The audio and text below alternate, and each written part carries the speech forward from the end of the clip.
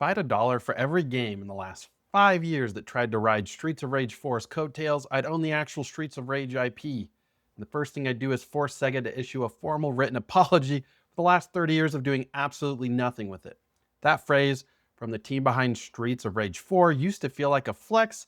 Now it feels like a hostage situation. Every other indie pitch deck slaps it on the box like a Whole Food sticker, organic, free range, lovingly crafted. Most of the time, it means absolutely nothing. But every once in a while, a game shows up and actually earns the name drop. Absolum is one of those games, and it's the most quietly impressive thing I've played all year. Welcome back to the channel. I'm Cyler. If you're new here, I cover the games the industry would rather you ignore, the publishers I'd rather you side-eye, and the back pain I'd rather you not develop while sitting through this video.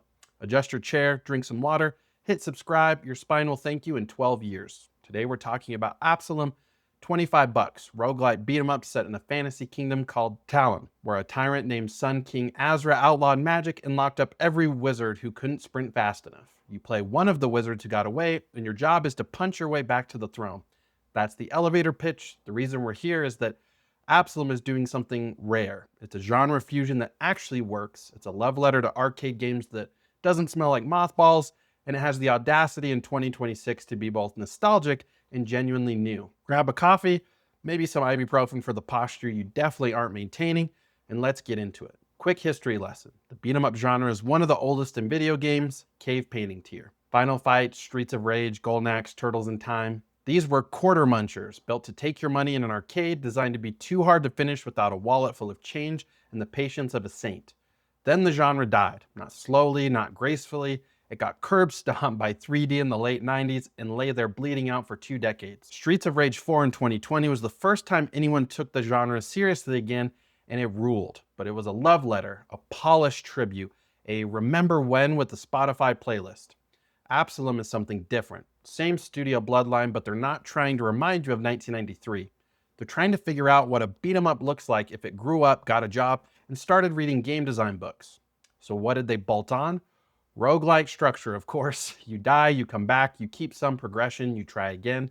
Branching paths between regions, randomized power-ups they call inspirations, 4 playable characters with completely different kits, co-op for 2 players locally or online, parries and dodges instead of just the old mash square until your tendons file a workers' comp claim. School of Combat. It is the gaming equivalent of taking a beloved old recipe, refusing to change the broth, and quietly upgrading every single ingredient floating in it. Hand-drawn art that punches above its weight, a soundtrack so good, I caught myself picking routes based on which track I wanted to hear more. And this is craft, baby. Let me tell you what it actually feels like to play. You boot up a run, pick a character. Galandra is the sword and dive kick lady, fast, technical, the kind of character a 14-year-old named Dragonslayer69 TTV will main, and then complain is underpowered because he refuses to learn the parry. Carl is a dwarf with a hammer who hits like a freight train having a midlife crisis. Brome is a thief. The 4th character in lock is the game's "You've Earned This" gift. Every run, you fight through 3 regions, forest, desert, mountain, whatever the path gods decide that day. Each region has branching nodes: combat, shop, shrine, dialogue. You're picking paths like you're playing a Slay the Spire map made by someone who actually likes to hit things with sticks. The combat is where the studio's DNA punches you in the mouth. Light combo, heavy combo, special, dodge, parry. But it's not MASH. Enemies have telegraphs. Some attacks are parry only, some are dodge only, some are absolutely do not stand there, you'll be turned into a metaphor for arcade humility. The parry is the secret sauce. Most modern action games make parries either trivial, Sekiro light, ding ding ding, everything's parryable, or impossible. Absolum threads the needle. Parries work, but they don't save you from a crowd. You parry a goblin chief and 3 of his backup dancers immediately remind you that one parry isn't a magic shield, it's a pinky promise. The roguelite layer is the inspirations.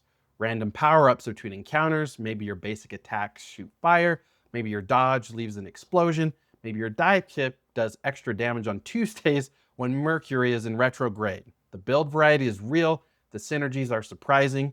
There are runs where you become a walking tornado, and runs where you feel like you wandered on stage at the wrong concert. The world itself is gorgeous, Talon is lush, autumnal, the cast is voiced with actual conviction. The Sun King is your standard fantasy Dark Lord, but played with enough swagger to remind you he's the villain, not the homework. It is genuinely the kind of game I wish I'd had when I was 12, and the kind I'm thrilled to have at 30-something because the 30-something version of me has a job, a kid, a back that creaks, and exactly 45 minutes a night to make magic explode on a screen. Okay, so I've been generous, I've praised the art, I've praised the combat, I've waxed poetic about the soundtrack.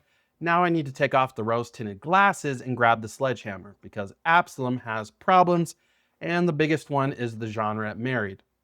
Here's the thing about the roguelite bolt-on. When you take a beat 'em up, a genre where the entire point is skill, expression, timing, crowd control, and you graft on a progression system that gates your character's coolest moves behind random drops, you create a tension the game doesn't always win. Galandra's 3-hit sword combo, amazing. Should be a baseline move. Instead, you wait for the right inspiration to drop before you can fully cook with her kit. Her dive kick, life-changing.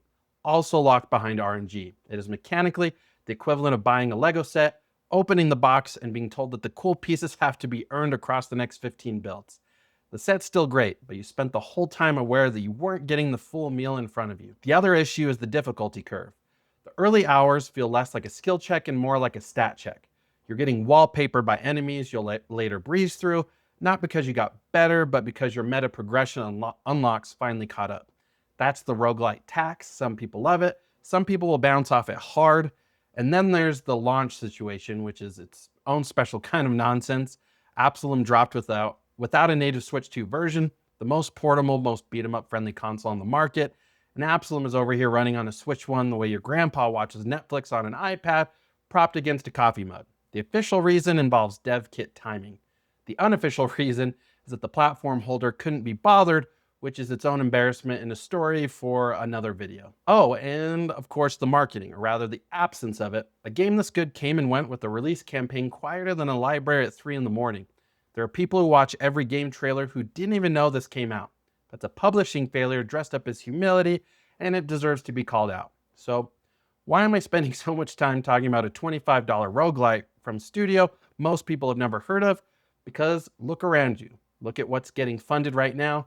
Battle passes the size of phone books, live service shooters launching, dying, and shutting down inside the same fiscal quarter, open worlds so bloated you need a forklift to traverse them, microtransactions in a $30 racing game, cosmetics in your single-player story mode. The whole industry is trying to figure out how to keep your eyeballs locked in forever, and most of them are doing it badly. And then a studio of 60 people in France goes, what if we just made a really good game, charged $25, and let you finish it in 20 hours? And it worked. People love it. It's sitting at 93% on Steam. Critics who docked it for the roguelite friction, not for being shallow or cynical or held together with shareholder demand. This is the proof of concept, small team, focused vision, complete experience, fair price, no season pass, no cosmetic shop, just a game. If you ever wonder what kind of games get made when developers are allowed to be developers instead of monetization scientists running A/B tests on your dopamine, that is what they make. They make Absolum, and the fact that this is the rare bright spot, even in this year instead of the default, should make you angry. It does for me. So here's the final verdict. Is Absolum worth your money? Buy it if you have any nostalgia for the arcade era, any tolerance for roguelite friction, or any desire to spend an evening getting better at something fun. Skip it if random progression makes your eye twitch, or if you genuinely cannot stand starting a run over from scratch, because that's the deal. Personally, I'm still playing it. I finished a run last week with Galandra, walked into the next one feeling like a god, and immediately got humbled by a goblin riding a giant beetle inside the first 10 minutes. I screamed something my son shouldn't repeat, he repeated it, we're working through that, but that's the magic of a real game, right? You die, you laugh, you try again. You don't get a battle pass for losing. You don't get a daily login bonus, you just get the chance to be slightly less bad at something, and for me, that's enough. I cover the games the industry is scared to talk about, and Absolum is the rare one I want to be loud about, because if more games look like this, we wouldn't be having half the conversations on this channel. So tell me in the comments, is the roguelite tax worth it for you? Do you want random progression in a beat 'em up?